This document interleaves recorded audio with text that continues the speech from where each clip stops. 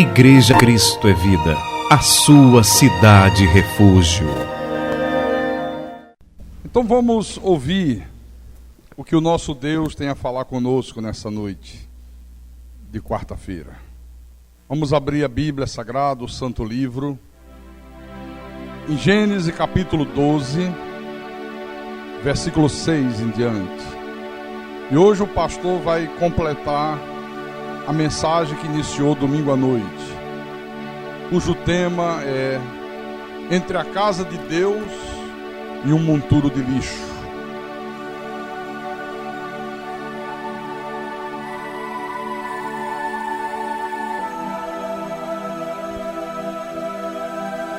Todos acharam, encontraram?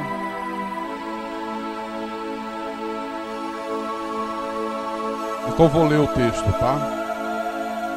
Eu vou falar Abraão. Sabe que aí está Abrão, porque o nome dele só foi trocado lá na frente. Mas soa melhor Abraão, né? Então vamos lá. Atravessou Abraão a terra até Siquém, até ao carvalho de Moré. Nesse tempo, os cananeus habitavam essa terra. Apareceu o Senhor a Abraão e lhe disse: darei à tua descendência esta terra. Ali edificou um altar ao Senhor, edificou Abraão um altar ao Senhor que lhe aparecera. Passando dali para o monte, ao oriente de Betel, armou a sua tenda, ficando Betel ao ocidente e Ai ao oriente. Ali edificou um altar ao Senhor e invocou o nome do Senhor. Então vamos orar para que o Espírito Santo fale ao nosso espírito nessa noite. Oremos ao Senhor Deus agora. Às vezes calo para ouvir a voz de Deus, então medito para ouvir a sua voz. Quão sutileza tocas no meu coração, e grande paz passo a sentir. Sinto emoção, ouvir tua voz quando me exortas. Se é preciso ouvir tua voz quando me diz que sou contigo. Ouvir tua voz quando me ensinas o que preciso. Me faz sentir cada vez mais que sou teu filho. Ah, Senhor Deus Todo-Poderoso, Deus de Abraão, Deus de Isaac, Deus de Jacó, o Senhor é o nosso Deus também. Nós somos o teu povo. Nós fazemos parte da nação santa, do sacerdócio real, daquele povo que é propriedade exclusiva do Senhor, aqueles que o Senhor formou dentre todos os povos da terra, o teu povo. E aqui estamos reunidos nesse santuário, não para passarmos alguns momentos de entretenimento. Não estamos aqui porque sabemos que o Senhor tem algo a falar com o nosso espírito. Aqui nós recebemos o alimento da nossa alma.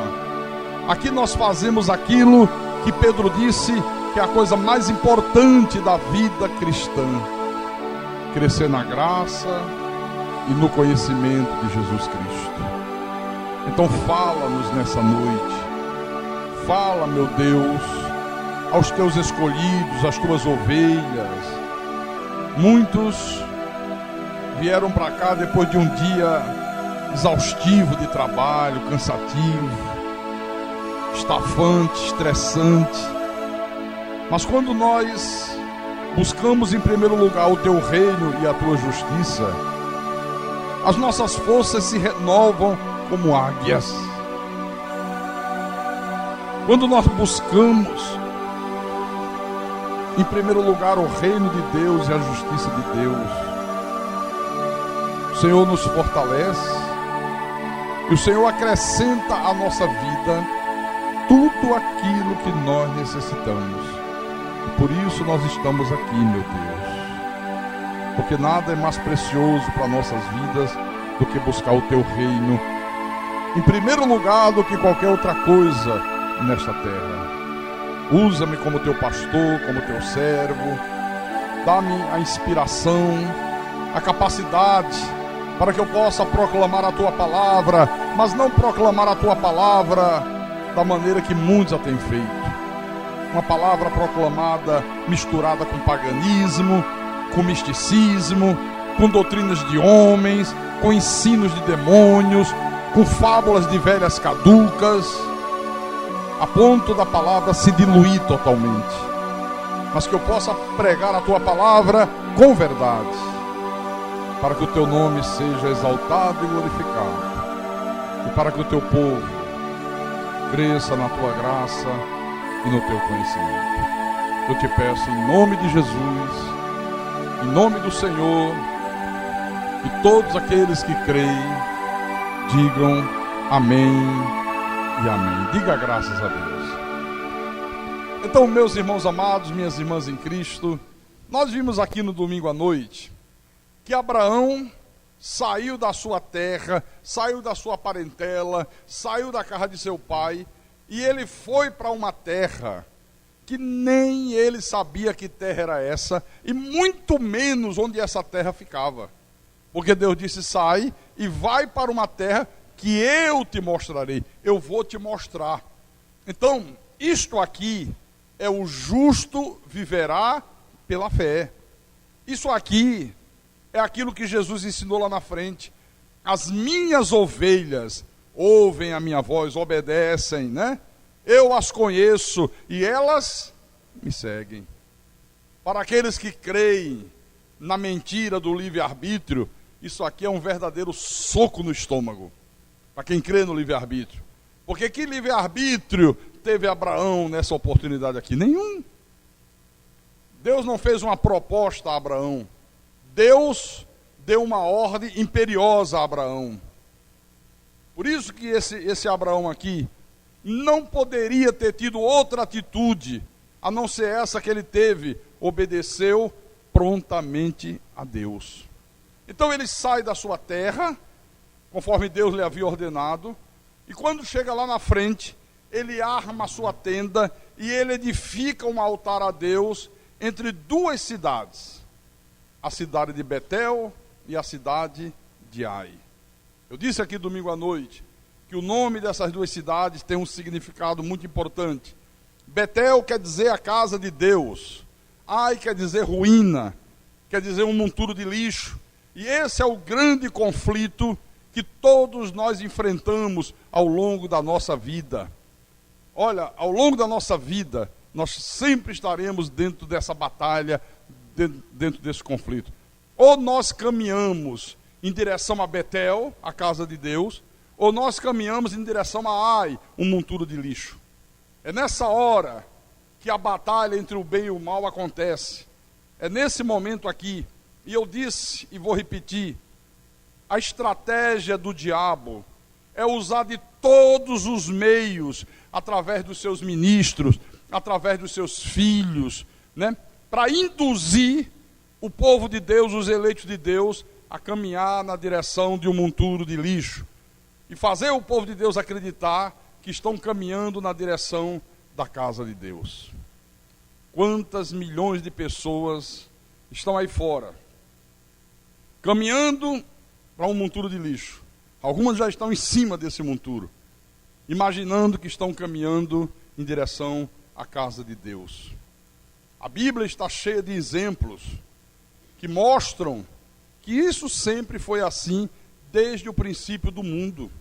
Eu mostrei no culto passado o que aconteceu com o povo antediluviano, com aquela sociedade que habitou na terra antes do dilúvio. Eles chegaram num ponto de tanta perversão, de tanto pecado contra Deus, de tanta indiferença à verdade de Deus, que Deus não teve outra opção, Deus não tinha outra saída a não ser exterminar aquele povo, como realmente ele exterminou. Através do dilúvio, morreram todos afogados em água, com a exceção de Noé. Mas hoje eu vou mostrar para você o que aconteceu com duas cidades no passado. As cidades de Sodoma e Gomorra.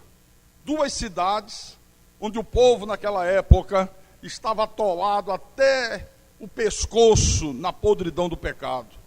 Em Sodoma e Gomorra se disseminava a prostituição, o adultério, o homossexualismo, o lesbianismo. Em Sodoma e Gomorra havia vícios de toda sorte, a violência se fazia presente. E o que era mais grave, a sociedade de Sodoma e Gomorra praticava abertamente as suas perversões e não sentiam por isso nenhum arrependimento. Qualquer semelhança com a sociedade moderna não é mera coincidência, é a mesma coisa.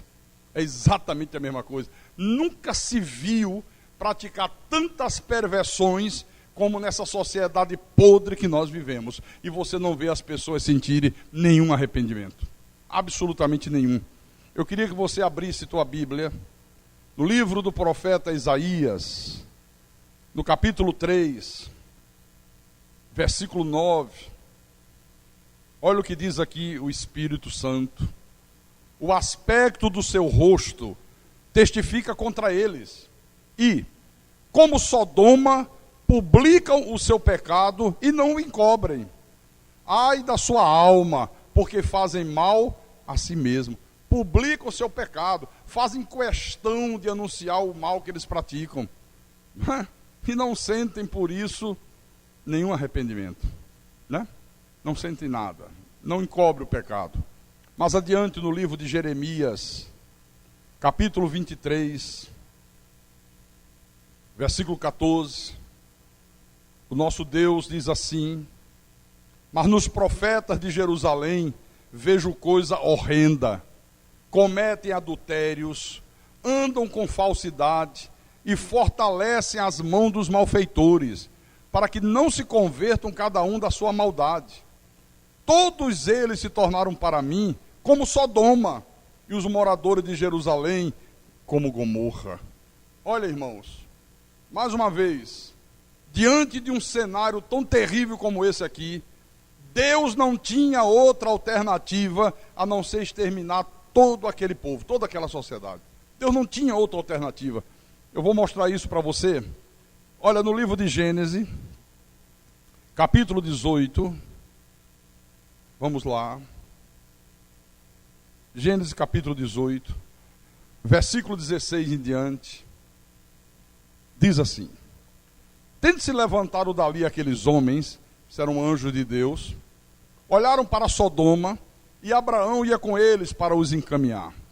Disse o Senhor: ocultarei a Abraão o que estou para fazer, visto que Abraão certamente virá a ser uma grande e poderosa nação, e nele serão benditas todas as nações da terra. Porque eu o escolhi para que ordene a seus filhos e a sua casa depois dele, a fim de que guardem o caminho do Senhor e pratiquem a justiça e o juízo, para que o Senhor faça vir sobre Abraão o que tem falado a seu respeito. Disse mais o Senhor: com efeito, o clamor de Sodoma e Gomorra tem se multiplicado, e o seu pecado se tem agravado muito. Descerei e verei se de fato o que tem praticado corresponde a esse clamor que é vindo até mim. E se assim não é, sabê-lo-ei.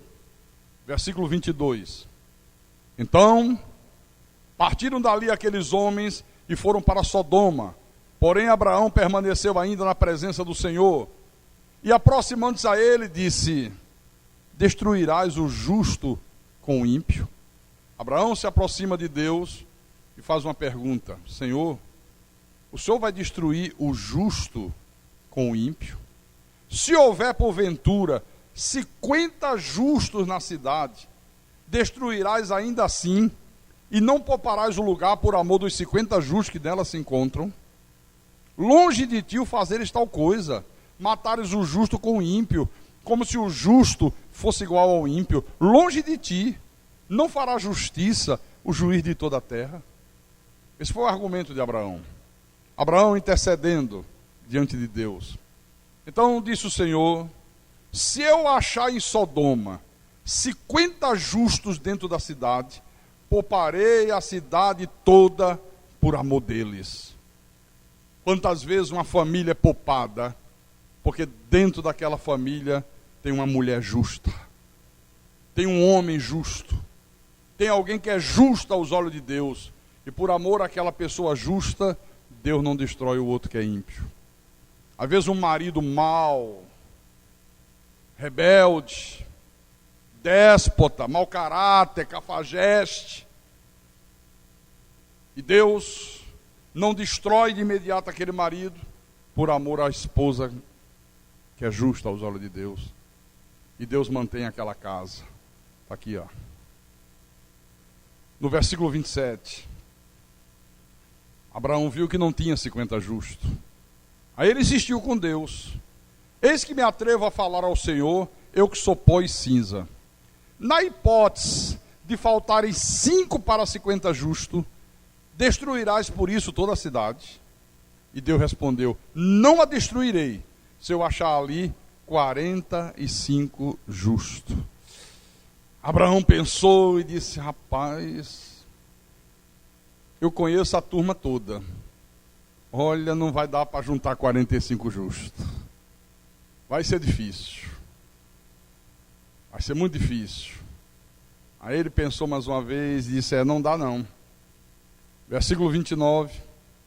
Abraão volta a falar com Deus e diz: Senhor, se porventura houver ali 40. O Senhor respondeu: não o farei por amor dos 40. Eu não destruo por amor dos 40. Abraão disse: deixa eu ver, 40? Ih, caramba. Não vai dar 40. Não vai dar. Aí insistiu com Deus: olha, não se ire o Senhor, não fique zangado comigo, porque eu falarei ainda mais uma vez. Se houver porventura ali 30 justos. Deus respondeu: não o farei se eu encontrar ali 30 justos. Gente, e quando Abraão começava a pensar onde é que ele ia achar 30 justos, ele dizia: não vou encontrar 30 justos.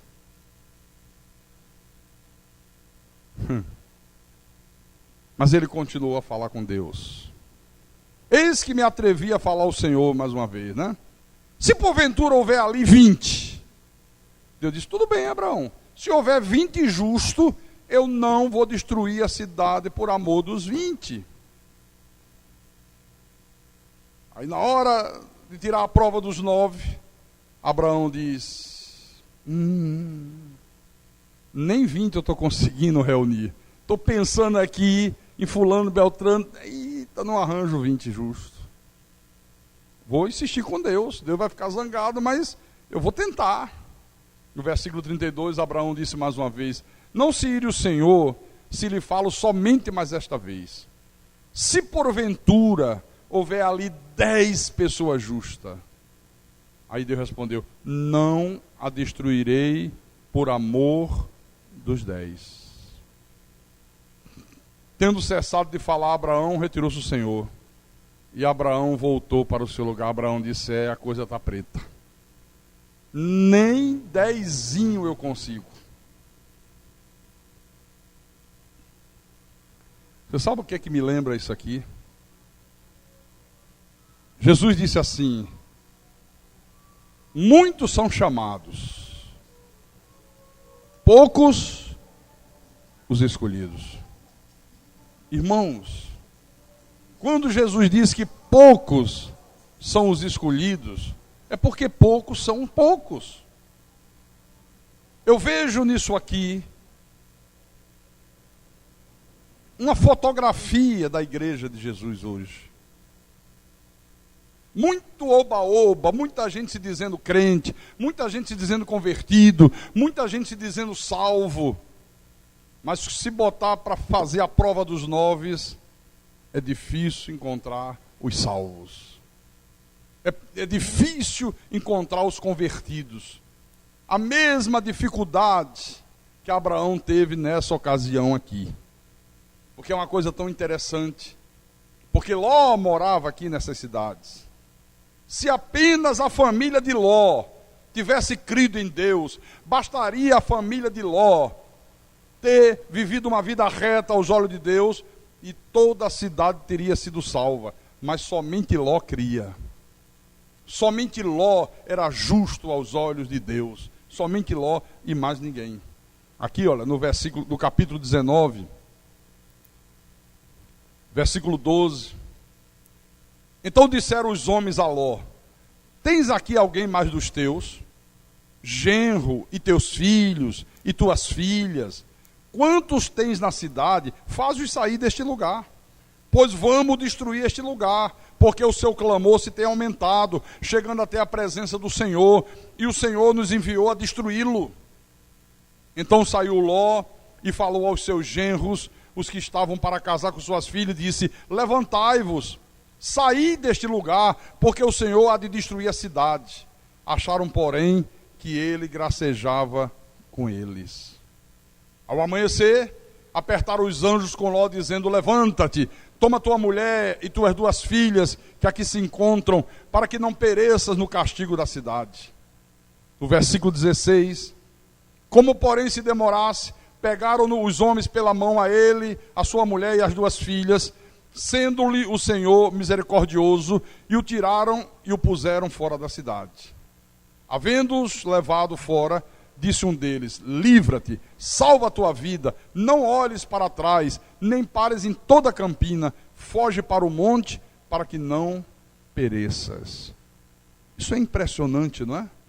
Quando ele chega para os genros e diz: olha, se levantem, tem anjo de Deus falando comigo, Deus vai destruir essa cidade está toda cheia de corrupção, nessa cidade reina a iniquidade, nessa cidade predomina o erro, nessa cidade predomina o pecado, e Deus vai mandar fogo, Deus vai destruir essas 2 cidades, vamos. E eles dizem: esse Abraão é um gozador, né, rapaz? Olha que hora mais imprópria dele fazer piada, é um velho piada, cheio de piada. Acharam que era uma piada de Abraão.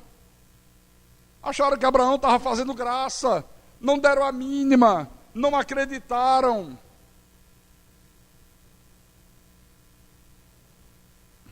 Aqui no versículo 23. Saía o sol sobre a terra, quando Ló entrou em Zoar.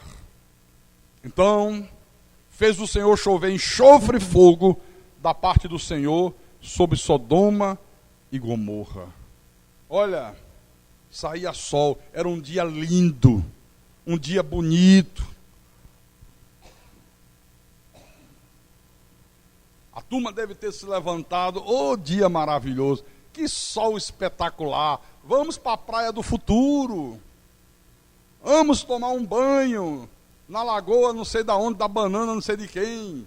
Não tem uma lagoa da banana ali para o lado de Calcaia? Tem. Vamos lá, né? Olha que sol maravilhoso. Desce aí uma loura gelada. E desce loura gelada para cá, e faz caipirinha para lá, e o uísque cowboy para o outro, e vamos beber, e vamos se prostituir, e vamos curtir a vida, porque a vida é para curtir.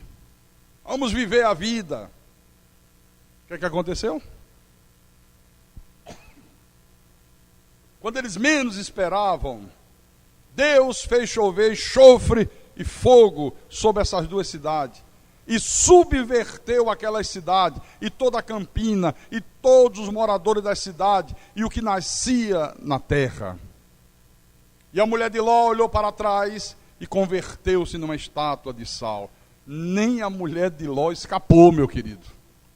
Ainda deu uma olhadinha, não é possível que Deus vai fazer uma coisa dessa. Eu não acredito que vai destruir aquelas pessoas que eu tanto gosto. A turma da cachaça, a turma da caipirinha, a turma que vai comigo para os bordéus. Não acredito numa coisa dessa. E olhou para trás, Deus, depois você é a primeira a se transformar numa estátua de sal. Né? Versículo 27. Tendo se levantado Abraão de madrugada, foi para o lugar onde estivera na presença do Senhor, e olhou para Sodoma e Gomorra e para toda a terra da campina, e viu que da terra subia fumaça, como a fumarada de uma fornalha. Eu disse domingo à noite, vou repetir, olha irmãos, os ímpios não toleram ouvir falar de um Deus que tem todo esse poder aqui, ó. Um Deus que com justiça aniquilou toda a população de Sodoma e Gomorra. Só livrou Ló, mas ninguém se escapou. As pessoas não gostam disso, irmãos. Elas detestam isso aqui. Elas não querem um Deus que tem esse poder. Elas não gostam de ouvir falar de um Deus que exterminou toda a população da terra com águas. E se incomoda os ímpios. Mas, o que mais me estarrece aqui é ver que a grande maioria do povo de Deus hoje também não crê que Deus possa agir desta forma. Eu ouço as pessoas dizerem, não encaixa, olha, eu não consigo conceber um Deus de amor agir desse jeito. Não entra na minha cabeça o Deus de amor destruir toda a população da terra, o Deus de amor enviar fogo e enxofre e destruir a sociedade de 2 cidades por inteiro. Eu ouço isso entre as pessoas que se dizem cristãs, entre as pessoas que se dizem convertidas, entre as pessoas que carregam Bíblia debaixo do braço. Porque o diabo tem conseguido fazer com que o povo de Deus acredite que um Deus de amor não pode agir desta forma aqui. É por isso que você ouve pessoas dentro da igreja dizendo, eu prefiro o Deus de amor. Esse Deus aí do Velho Testamento é um Deus diferente. Eu gosto do Deus de amor. Como se houvesse 2 deuses. Eu disse domingo à noite, vou repetir. Aqui está a razão, porque hoje quase mais ninguém acredita na existência do inferno. Qual foi a última vez que você ouviu uma pregação falando de inferno?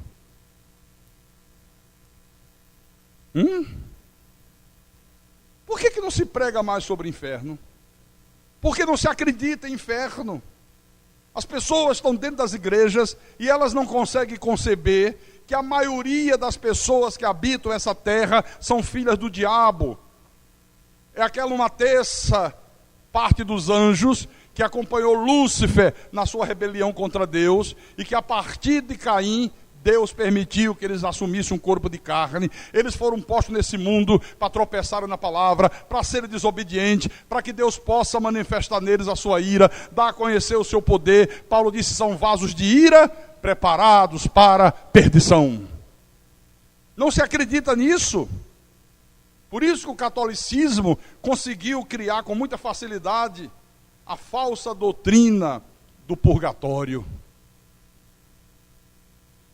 O sujeito vive uma vida devassa, mata, rouba, estupra, ele faz tudo que você imaginar na vida. Aí morre.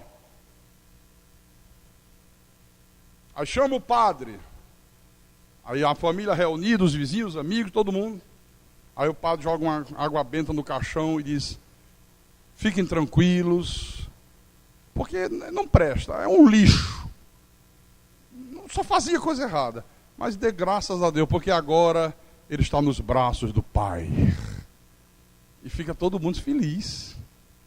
Pelo menos agora está com Deus. Está pensando que o céu é depósito de lixo?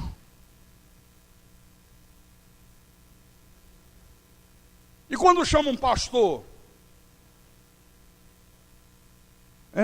Sabe como é que é, né? Deus vai dar uma oportunidade para ele. Jesus foi e pregou aos espíritos em prisão. Jesus ainda vai pregar para ele, não sabe nem o que significa, foi e pregou aos espíritos em prisão. Está aqui, ó. Por isso, eu disse e repito, a pior desgraça, meus irmãos, da igreja dos dias de hoje, é que há pastores que pregam com muito entusiasmo o amor de Deus, mas eles não têm coragem de pregar sobre aquilo que Deus abomina, sobre aquilo que Deus odeia, se acovardam nessa hora, se acovardam, porque pregar sobre aquilo que Deus odeia não dá ibope, pregar sobre aquilo que Deus odeia, as pessoas não gostam, as pessoas não querem. Pregar sobre aquilo que Deus abomina não agrada aos inimigos de Deus. Não agrada aos filhos do diabo. Por isso que não pregam. Uma coisa é você pregar sobre o que Deus ama. Outra coisa é você pregar sobre o que Deus odeia. Aí a coisa fica diferente, completamente diferente. Eu dei domingo um exemplo de algo que Jesus ensinou, mas que a igreja não prega, porque não é um ensinamento que agrada a todo mundo. Você lembra daquela parábola? Jesus disse: o reino dos céus é semelhante a uma mulher que pegou uma medida de fermento, misturou a farinha e estragou toda a massa. Mas hoje eu quero mostrar uma outra coisa que Jesus ensinou, que a igreja também não prega. Porque não é um ensino que dê ibope. Não é um ensino que agrade a clientela. Mateus capítulo 13. Mateus capítulo 13. Versículo 24 em diante. Outra parábola lhes propôs, dizendo: o reino dos céus é semelhante a um homem que semeou boa semente no seu campo. Mas enquanto os homens dormiam, veio o inimigo dele, semeou o joio no meio do trigo e retirou-se. E quando a erva cresceu e produziu fruto, apareceu também o joio. Então, vindo os servos do dono da casa, lhe disseram: Senhor, não semeaste boa semente no teu campo? De onde vem, pois, o joio? Ele, porém, lhes respondeu: um inimigo fez isso. Mas os servos lhe perguntaram: queres que vamos e arranquemos o joio? Não, replicou ele, para que ao separar o joio, não arranqueis também com ele o trigo. Deixai-os crescer juntos até a colheita, e no tempo da colheita direi aos ceifeiros: ajuntai primeiro o joio, atai-o em feixes para ser queimados, mas o trigo recolhei-o no meu celeiro. Agora desça um pouco mais a vista, vá até o versículo 36, porque agora a coisa vai ficar clara para você. Então, despedindo as multidões, foi Jesus para casa. E chegando-se a ele, os seus discípulos disseram: explica-nos a parábola do joio do campo. Olha, nem os discípulos entenderam naquela época. Por isso que eu digo a você, nós devemos dar graças a Deus, por Deus ter iluminado os nossos olhos, por Deus nos fazer compreender coisas tão profundas quanto Ele nos tem revelado. Nem os discípulos entenderam, ouviram, devem ter olhado um para o outro: o que ele está dizendo com isso? Que história é essa aí? Vamos perguntar a ele, ainda bem que foram perguntar, né? E Jesus respondeu: o que semeia a boa semente é o Filho do Homem. O campo é o mundo. A boa semente são os filhos do reino. O joio são os filhos do maligno. O inimigo que o semeou é o diabo. A ceifa é a consumação do século. E os ceifeiros são os anjos. Pois assim como o joio é colhido e lançado ao fogo, assim será na consumação do século. Mandará o Filho do Homem os seus anjos, que ajuntarão do seu reino todos os escândalos e os que praticam a iniquidade, e os lançarão na fornalha acesa. Ali haverá choro e ranger de dentes. Então, os justos resplandecerão como o sol no reino de seu Pai. Quem tem ouvidos, que ouça.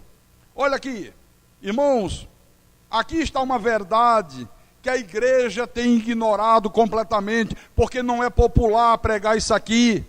A verdade de que há neste mundo o joio e o trigo, os filhos de Deus e os filhos do diabo.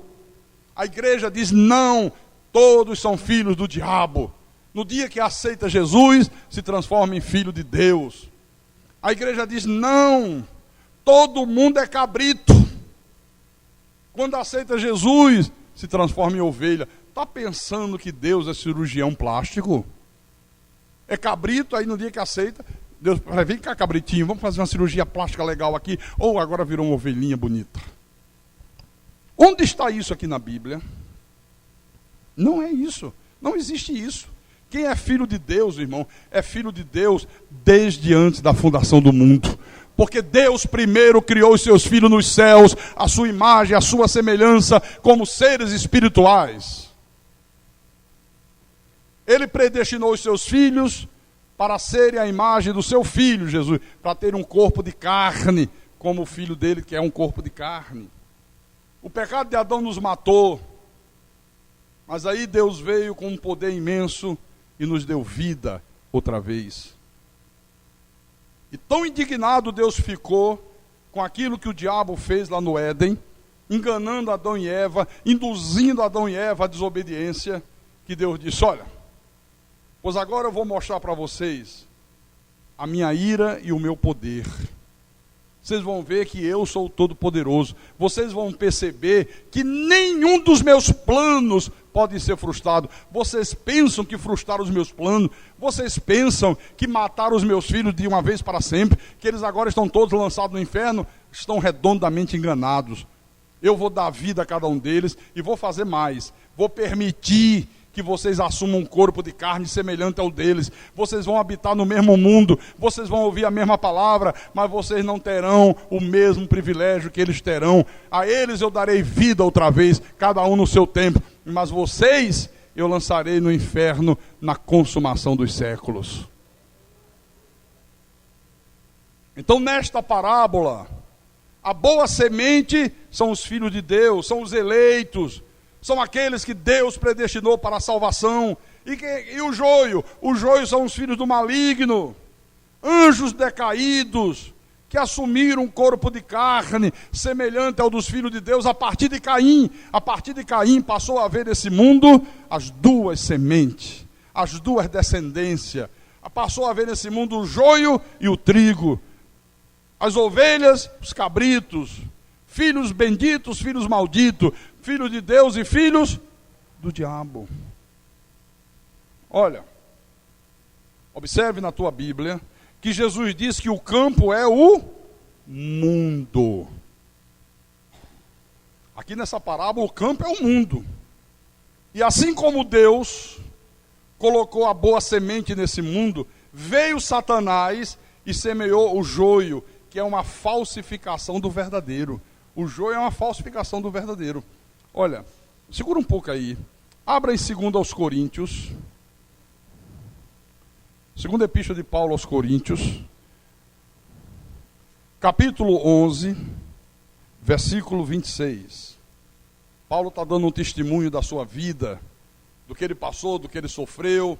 E aqui no versículo 26 ele diz: em jornada muitas vezes, em perigos de rio, em perigo de salteadores, em perigos entre patrício, em perigo entre gentios, em perigo na cidade, em perigo no deserto, em perigos no mar, em perigo entre falsos irmãos. Cuidado! Satanás trabalha com falsos irmãos, ele trabalha com falsos cristãos, gente que diz que é, mas não é. Olha, Gálatas, capítulo 1, está bem pertinho, só adiantar um pouco à frente. Gálatas capítulo 1, versículo 6. Paulo escreve para a igreja da Galácia, uma igreja que teve o privilégio de ouvir da boca do maior dos apóstolos o evangelho da graça de Deus, mas tão logo Paulo dá as costas, os falsos mestres, os falsos pastores, os falsos irmãos já foram atacar os irmãos da Galácia. E quando Paulo sabe, Paulo escreve e diz: admira-me que estejais passando tão depressa daquele que vos chamou na graça de Cristo para outro evangelho. E tem outro? Aí ele explica: o qual não é outro, senão que há alguns que vos perturbam e querem perverter o evangelho de Cristo. No versículo 8, mas ainda que nós quem? Ele, Barnabé, Timóteo, Tito, os que pregavam o evangelho que o Cristo ressuscitado revelou para ele. Ainda que nós, ou mesmo um anjo vindo do céu, vos pregue evangelho que vá além do que vos temos pregado, seja anátema, seja considerado maldito, seja considerado filho do diabo. Esse é o sentido dessa palavra. E para não ficar nenhuma dúvida, no versículo 9 ele repete: assim como já dissemos, e agora repito, se alguém vos prega evangelho que vá além daquele que recebestes, seja anátema. Paulo disse, se eu mesmo voltar aqui com outra história, me considere mensageiro do diabo. Se vier um anjo e trouxer um evangelho diferente desse que Jesus me revelou, considere esse anjo maldito. Esse anjo não é de Deus.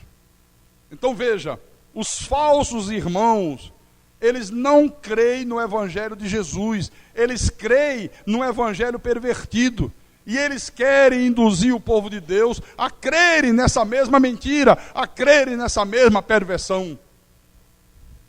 Às vezes é um vizinho teu, querendo levar você para a corrente, para ungir com enxofre, para tomar banho com sabonete de arruda, às vezes querendo levar você para fazer uma fogueira santa não sei de quê. O outro diz, não, vamos para o círculo de oração, vamos orar de meio-dia às 6 da tarde, porque quando a gente ora muito, Deus ouve e atende. Quando Jesus disse, não é pelo muito falar que vocês serão ouvidos. Jesus disse, quem faz isso são os gentios, são os pagãos. Vocês não são pagãos, não se assemelhe a eles.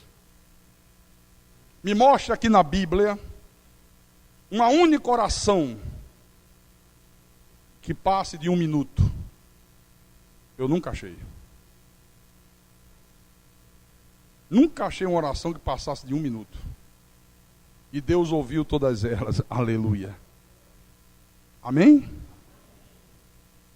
Quando Elias fez um desafio com os profetas de Baal, Elias disse, vamos fazer o seguinte, vamos fazer 2 altares, um é de vocês, um é meu. Vamos colocar um animal e vamos orar. O Deus que responder com fogo, esse é o Deus verdadeiro. Comecem vocês. E a Bíblia diz que os profetas de Baal começaram desde a manhã cedo até o meio-dia. Isso aí lembra alguma coisa? E orava, e orava, e orava, aí não via resposta, aí começaram a andar em cima do altar, manquitolando, ou seja, alternando os joelhos, de joelho, mas alternando o joelho, arrebenta joelho, sangra, para ver se Baal atende, para ver se Baal atende. E o profeta Elias zombava, grita mais, quem sabe Baal está dormindo, vamos, aumenta mais o grito. Quem sabe Baal está no banheiro com dor de barriga e por isso não está atendendo vocês. Esse profeta Elias era fogo na roupa, né, rapaz? Eu acho que eu tenho alguma descendência com esse cara aí. Amém? Você tem? Claro que tem. Temos a mesma descendência espiritual, irmão. Viemos do mesmo pai. Amém? A turma acabou o ciclo de oração. Aí ele disse, agora é minha vez. Fala o seguinte, para ficar bem difícil, joga água em cima do animal. Encharca de água. Joga água em cima da madeira que vai ser acendida para queimar o animal como holocausto. Muita água, jogaram água. Agora tá legal, bem difícil. E orou a Deus. A oração de Elias não dura mais de 20 segundos. Pode ver na Bíblia cronômetro. Não dura mais do que 20 segundos. E na mesma hora, Deus enviou fogo dos céus. Aleluia. Na mesma hora.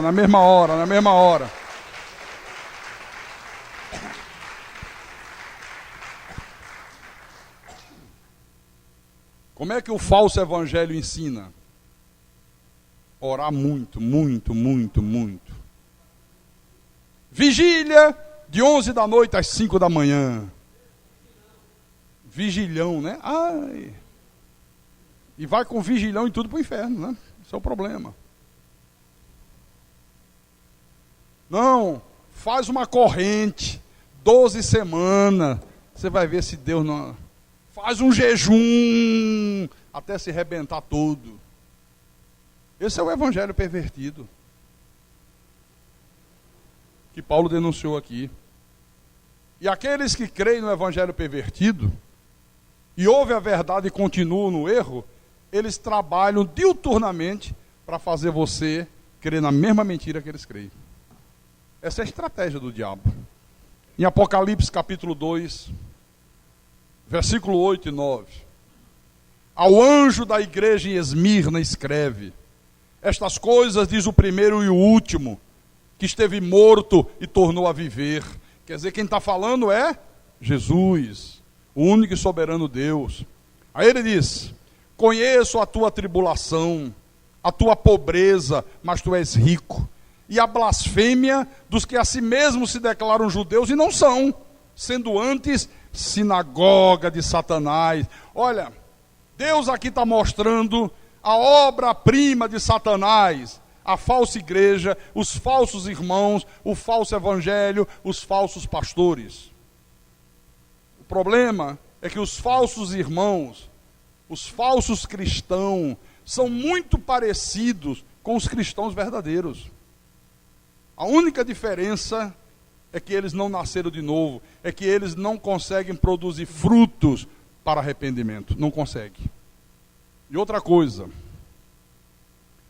Deus proíbe terminantemente que quem é verdadeiro cristão, quem é verdadeiramente convertido, não pode manter nenhum tipo de comunhão com essa gente, com aqueles que se declaram judeus e não são, aqueles que se declaram crentes e não são, aqueles que se dizem convertidos e não são, aqueles que se dizem salvos e não são.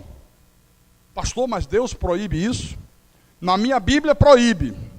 Espero que a tua seja igual à minha. 1 Coríntios, primeira epístola aos Coríntios, capítulo 5, versículo 9 em diante. Paulo diz: já em carta vos escrevi que não vos associasseis com os impuros. Paulo já tinha mandado uma carta anterior a esta, orientando a igreja a não se associar com os impuros, a não se associar com os ímpios, a não se associar com os filhos do diabo. Só que eles entenderam tudo errado.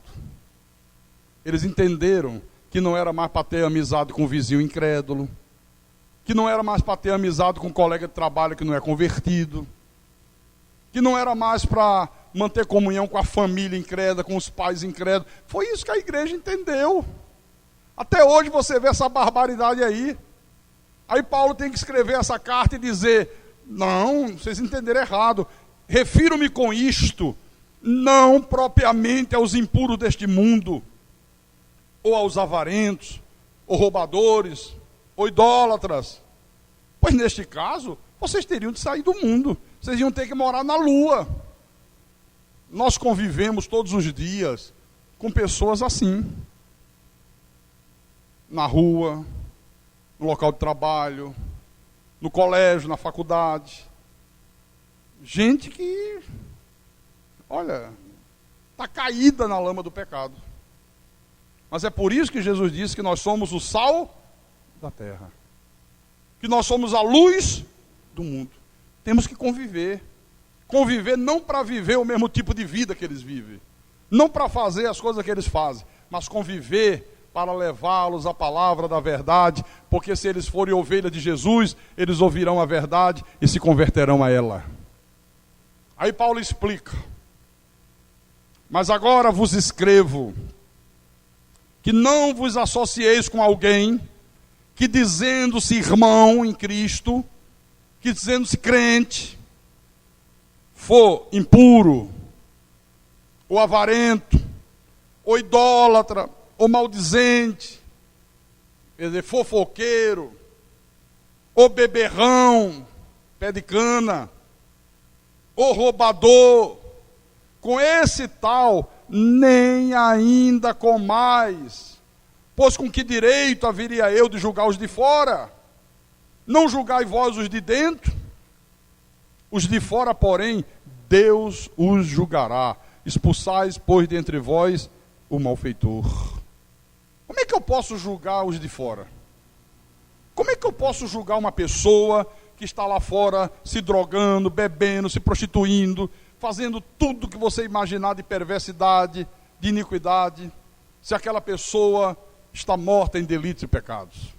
Como é que eu posso saber se ela é uma ovelha ou se ela é um cabrito? Como é que eu posso saber se ela é uma eleita de Deus ou se ela é um vaso de desonra preparado para a perdição? Não tenho como saber. Não tenho como. Eu tenho que pregar para elas.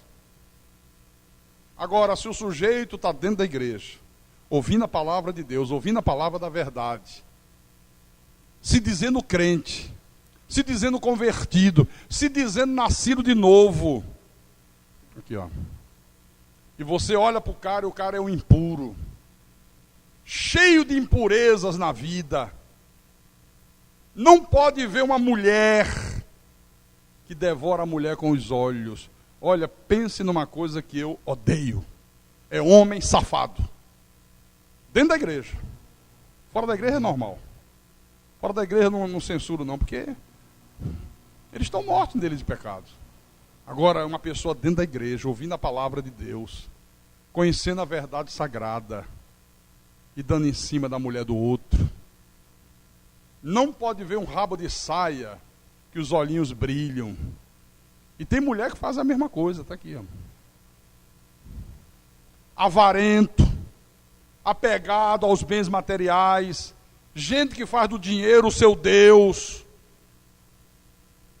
desonesto, roubadores, está aqui, idólatras. Às vezes a idolatria não é um santo da igreja católica, às vezes a idolatria é uma denominação. Que tristeza hoje, encontra duas pessoas, uma com a outra, evangélicas, aí diz assim, o irmão é o quê? Eu sou batista. E você? Eu sou assembleiano. Oh, está faltando cristão. Você não ouve mais dizer eu sou cristão. Acabaram com isso. Isso é idolatria perversa. Isso é idolatria a uma denominação. Às vezes a idolatria é a um pastor. Chega na igreja, quem vai pregar hoje? É o pastor Carlos, é? Olha, não, o pastor hoje teve que viajar, é o pastor Érigles. Nós já tivemos gente aqui assim, graças a Deus já se foi, porque não era dos nossos. Ah, é? E aí, não vai ficar por culto, não? Não, sabe o que é? Eu vou aqui telefonar no orelhão, sabe? Tá. E pegava a rua ali, e ia embora. Isso é idolatria, tá me idolatrando, é? Não faça isso. Pelo amor de Deus, não faça isso. Porque senão você é um idólatra e os idólatras não entrarão no reino de Deus. Gente que está dentro da igreja ouvindo a palavra e é fofoqueiro, maldizente, fala mal de um, fala mal de outro. Tem gente que fala mal da própria sombra. Tem gente que é tão linguarudo que quando morrer vai dar prejuízo dobrado à família, porque vai ter que comprar 2 caixões, um para o corpo e um para a língua. Porque a língua, meu irmão, é maior do que o corpo. Beberrão. O que é um beberrão, hein? É um pé de cana, é um viciado. É a pessoa dominada pelo vício da bebida, do álcool. Não é problema tomar um copo de vinho, tomar uma cerveja no almoço. Quer tomar? Problema nenhum. Absolutamente nenhum. A Bíblia não proíbe isso. Jesus era sociável, Jesus saía para atender os convites, Jesus ia jantar, ia almoçar, bebia um bom vinho, a ponto dos seus inimigos chamarem ele de glutão e bebedor de vinho. O primeiro milagre dele, numa festa de casamento, foi transformar água em vinho. Então não tem problema nenhum. Absolutamente nenhum. Mas você não pode ser um beberrão. Puxa, bebe de manhã, bebe de tarde, bebe de noite. Conseguiu um emprego. Opa, vamos comemorar. Abre aí, vamos lá. Pá. Perdi o emprego. Vou tomar uma, perdi. Não aguento essa tristeza. Nasceu alguém, aleluia, nasceu, vamos comemorar o nascimento. Morreu. Caramba, bebe para tudo, meu irmão. Roubador, desonesto. Como é que pode uma pessoa de Deus compra e não paga, passa cheque sem fundos, frauda o imposto de renda, e a conta de energia está vindo alta? Você conhece alguém aí que possa fazer um gato? Miau. Bota o gato, ó. Para roubar energia. Faz gato para roubar água. Isso aqui antigamente era uma igreja batista. E quando o pastor passou o prédio para a gente, ele me chamou e disse: tenho duas coisas boas para te mostrar, que vão abençoar muito o teu ministério. Olha como é que o diabo fala. Eu digo: o que é? Aí me levou ali onde, naquela entradinha ali. Aí tinha lá um disjuntor, ele disse: ó, isso aqui, não fale para ninguém não, só entre nós dois. 15 dias eu só boto o disjuntor para cima. Está marcando no relógio.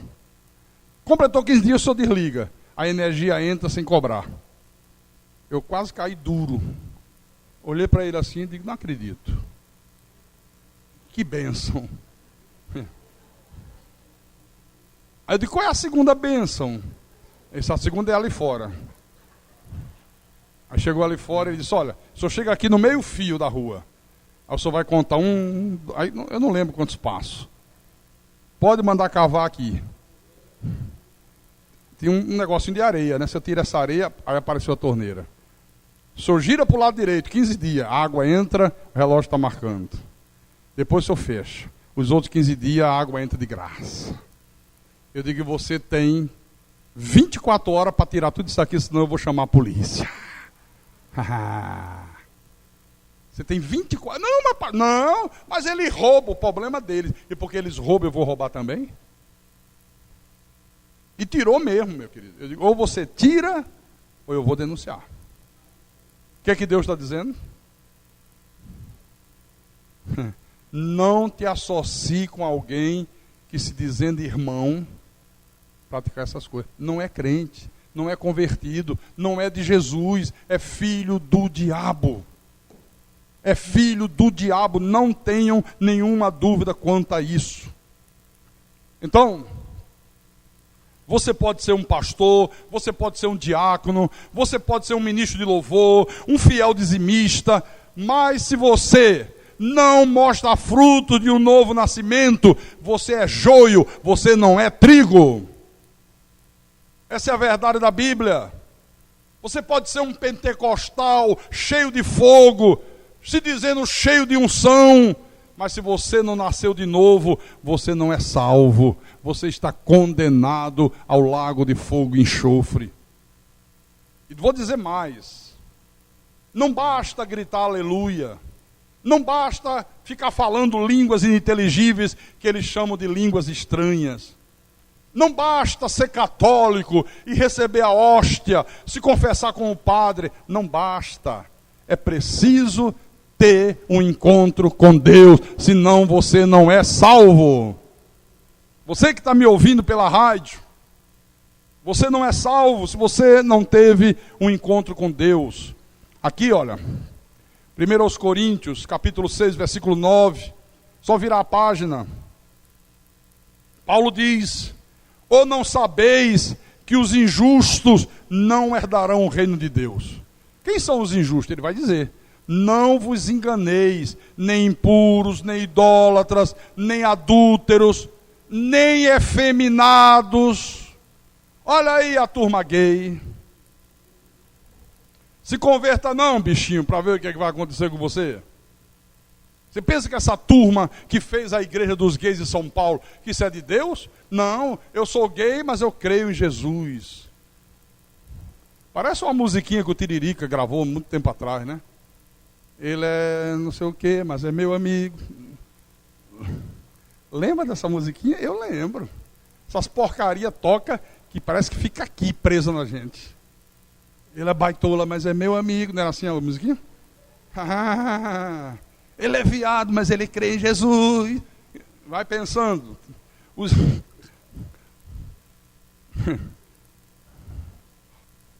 Se for, deixa de ser. Se crê em Jesus, muda. Porque Deus tem poder para tudo. Amém, irmãos?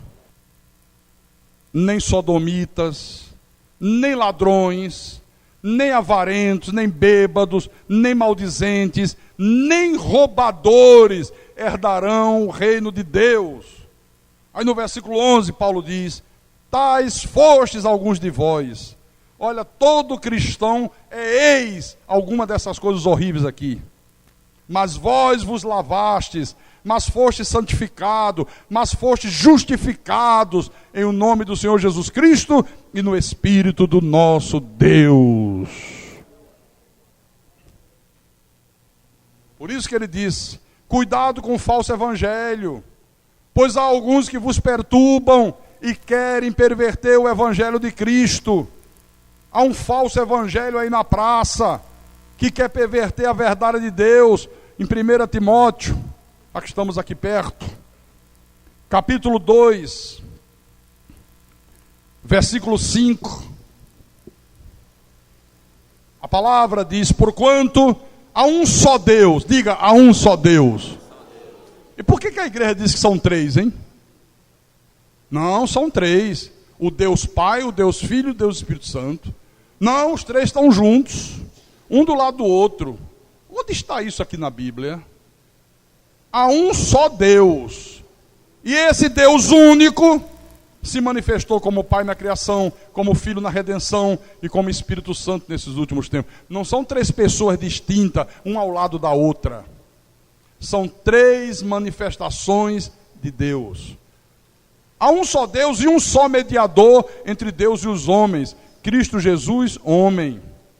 Então não adianta, como os católicos fazem, se apegar a milhões de Nossa Senhoras que o catolicismo criou, porque não há nenhum outro mediador entre Deus e os homens. Maria não é a mediadora, não é a medianeira entre Deus e os homens. E eu digo isso para você católico que me ouve através da rádio. Eu digo isso para você com todo o amor do mundo.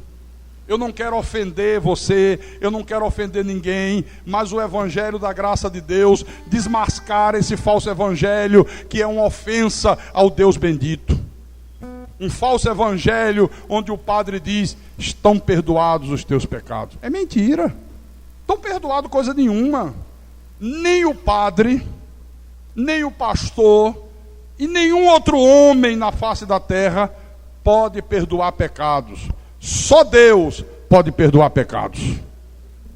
Se você é um predestinado de Deus, mesmo que você tenha sido o pior pecador dessa terra, mas na hora que Jesus morreu por você na cruz do Calvário, olha, ele foi o teu substituto, ele perdoou todos os teus pecados. Todos. No tempo de Deus, ele te dá vida, você nasce de novo.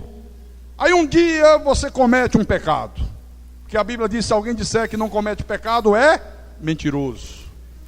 Todos nós pecamos. Nós não vivemos no pecado, habitualmente, diariamente, continuamente. Mas eventualmente nós erramos, claro, evidente, né? Falar mal de um irmão é um pecado. Fazer um mau julgamento é um pecado. Faltar culto da igreja é um pecado. E quando a gente peca, pastor, o que é que a gente faz? Sabe o que é que o Espírito Santo fala que você deve fazer? 1 de João, capítulo 1, versículo 9. 1 de João, capítulo 1, versículo 9. Se confessarmos os nossos pecados, Ele é fiel e justo para nos perdoar os pecados e nos purificar de toda injustiça. Não é confessar ao Padre, é confessar a Deus. Por isso eu digo para você, olha, eu sei, eu tenho convicção que isso que eu prego, essa verdade que eu prego, às vezes faz com que as pessoas se sintam ofendidas. Eu sei disso. Eu tenho absoluta consciência disso aqui. Mas, irmãos, eu não posso ficar calado se eu estou vendo que as pessoas estão aí fora em cima de um monturo de lixo, pensando que estão na casa de Deus.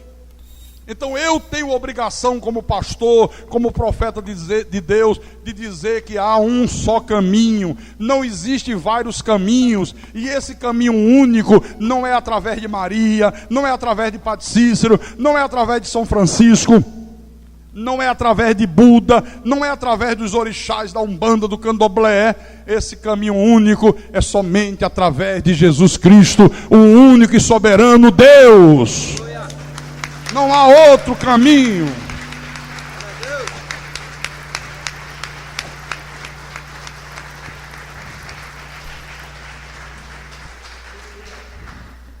E por isso eu digo, para você que está aqui nessa noite, eu não sei se você está aqui nos visitando, está pela primeira vez, se não está. Para você que me ouve através do programa de rádio, para você que está ouvindo essa pregação através de um CD que chegou nas suas mãos, saiam desses sistemas pagãos que ignoram a verdade da palavra de Deus, que só querem fazer comércio com você, e abracem a verdade da graça de Deus. Abracem, porque olha, quando o mundo não abraçou a verdade, Deus afogou o mundo inteiro em águas, só livrou Noé e sua família. O mundo inteiro foi afogado em águas. Irmãos, quando o homem não dá ouvidos à verdade de Deus, ele acaba em cima de um monturo de lixo. Não tem outra alternativa. A fonte da nossa força é Deus. O que nos fortalece é a verdade sagrada. Se você negligenciar a verdade, você vai ficar em cima de um monturo de lixo. Por isso eu disse domingo à noite aqui, quando Abraão armava a sua tenda, ele estava dizendo: eu sou peregrino e forasteiro sobre a terra. Eu não sou daqui, eu não sou dessa terra. A minha pátria está nos céus.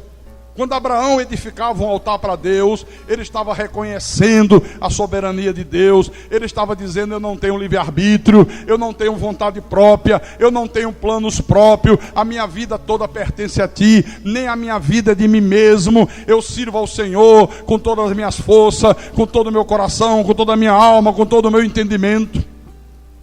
Quando ele edificava o altar, ele estava provando que reconhecia a sua chamada e a sua eleição, que reconhecia a sua predestinação e que ele amava o Senhor de todo o seu coração. Eu mostrei no domingo à noite, vou mostrar de novo, para a gente terminar. Deuteronômio, capítulo 6, versículo 4. Ouve, Israel. Hoje nós somos o Israel espiritual. O Senhor, nosso Deus, é o único Senhor. Aleluia. Amarás, pois, o Senhor teu Deus de todo o teu coração, de toda a tua alma e de toda a tua força. Você tem amado o Senhor teu Deus dessa maneira aqui? Olha, Deus quer que você o ame com 100% do teu coração. Deus não aceita 50%, nem 70%, nem 80%, nem 90%. Não, pastor, 10% eu deixei aqui para o meu marido, para minha esposa, para os meus filhos, sabe, mas 90% é para amar o Senhor. Não, não, não. Deus quer que você o ame de todo o teu coração, de toda a tua alma, com todos os teus sentimentos. Amor tem que ser uma coisa de sentimentos. E com todas as tuas forças. Você acha que uma pessoa que ama a Deus dessa maneira aqui, falta aos cultos quarta-feira à noite, como muitos nessa igreja estão faltando, sem ter um motivo absolutamente justo para isso? Porque uma pessoa que está trabalhando no turno da noite, uma pessoa que está numa faculdade nessa hora, tudo bem, eu entendo, e Deus entende mais ainda. Mas uma pessoa que não está trabalhando, não está no turno da noite, não está numa faculdade, está em casa. Aí vem com aquelas desculpas mentirosas. Não, eu só não vou domingo à noite porque o bairro que eu moro é muito perigoso. E eu digo, é verdade, no bairro que você mora, os anjos de Deus ainda não estão trabalhando lá. Você está frito. Ora, tenha santa paciência. Quem é de Deus não tem esse negócio de perigo. Pode ter o perigo que tiver, pode ter a violência que tiver. Há anjos de Deus que acampam em nosso redor, nos guardam e nos protegem, em nome do Senhor Jesus Cristo.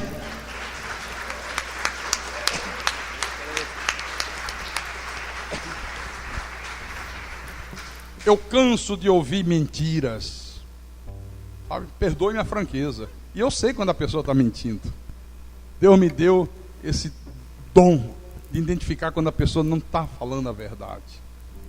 Não, eu não tenho vindo porque eu estou com um filho pequeno. Filho pequeno? E desde quando o filho pequeno impede de vir à igreja? Hã? Quer dizer, isso é uma mentira. Não vem porque não quer vir. Não vem porque não está sentindo mais aquele, sabe? Aquele orgasmo espiritual. Não sente mais isso. Esfriou. Morreu. Aí fica apresentando desculpa. Cada desculpa esfarrapada, meu irmão. Aí daqui a pouco você vê vida destruída. Como eu tenho visto isso acontecer. Como eu tenho visto. Você também tem visto? Hã? Então, irmãos, edificar um altar para o Senhor significa dar as costas para Ai, um monturo de lixo, e caminhar para Betel, a casa de Deus. Você tem edificado um altar ao Senhor? Você tem caminhado em direção a Betel? Você tem dado as costas para Ai? Você tem que dar as costas para o monturo de lixo.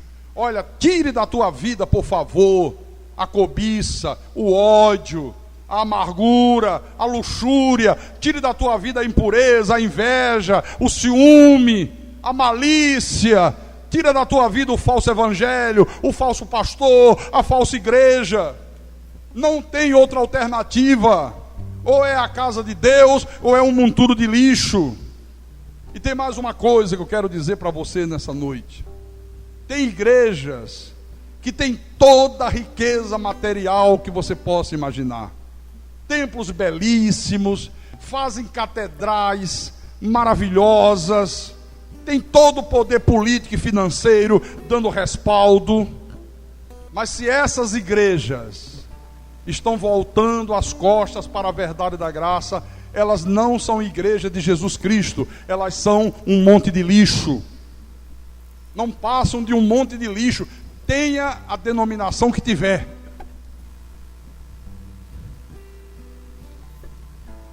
E eu quero terminar com uma palavra do apóstolo Paulo, para que cada um de nós leve em consideração essa palavra com toda a seriedade possível.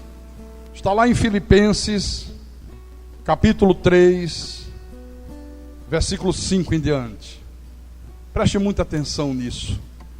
Paulo, depois que teve um encontro com Jesus, depois que ele vira as costas para Ai, depois que ele abandona o monturo de lixo, ele diz: eu fui circuncidado ao 8º dia, sou da linhagem de Israel, sou da tribo de Benjamim, hebreus de hebreus, quanto à lei, fariseu. Sabe aquela pessoa que diz assim: eu sou assembleiano desde que nasci, sou batista, minha família toda é evangélica, já nasci. Essa semana não falou para mim. Eu digo: você é cristão desde quando? Desde que nasci. Eu digo: desde que nasci, e já nasce cristão? Eu digo: rapaz, você é um fenômeno, porque ninguém nasce cristão, não existe isso. Todos nascem mortos em delitos e pecados. Não há quem entenda, não há quem busque a Deus. Todos se extraviaram, a uma se tornaram inúteis. Aí o cara ficou meio sem graça. Não, é o modo de dizer. Paulo dizia tudo isso. Quanto ao zelo perseguidor da igreja, quanto à justiça que há na lei, irrepreensível, Se é para jejuar, eu jejuava. Se é para fazer vigília, eu fazia vigília. Eu botava palitinhos aqui nos olhos para não dormir, para não fechar o olho de sono, tal. Eu ficava com dores violentas, era isso que Paulo estava dizendo aqui. Mas o que para mim era lucro, isto considerei perda por causa de Cristo. Aleluia. Sim, deveras considero tudo como perda.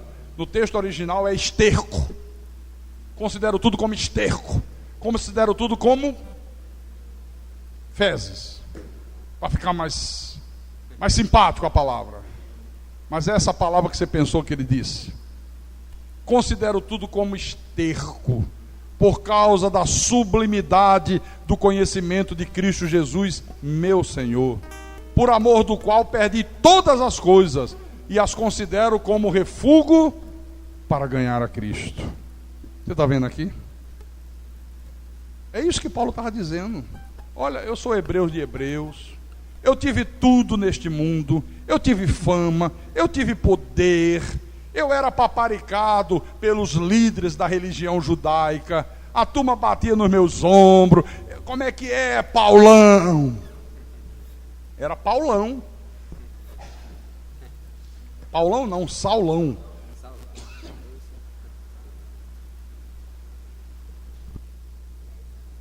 Como é que é, Saulão? Tu é o cara, viu? Ungidão, homem cheio de unção.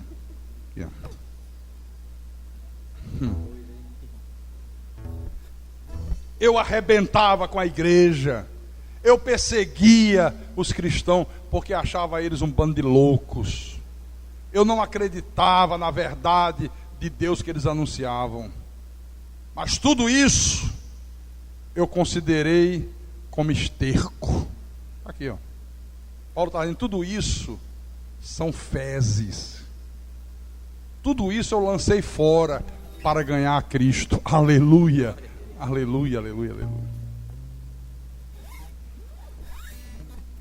Eu fui bispo da maior seita evangélica pentecostal da América Latina, a seita universal do reino de Deus.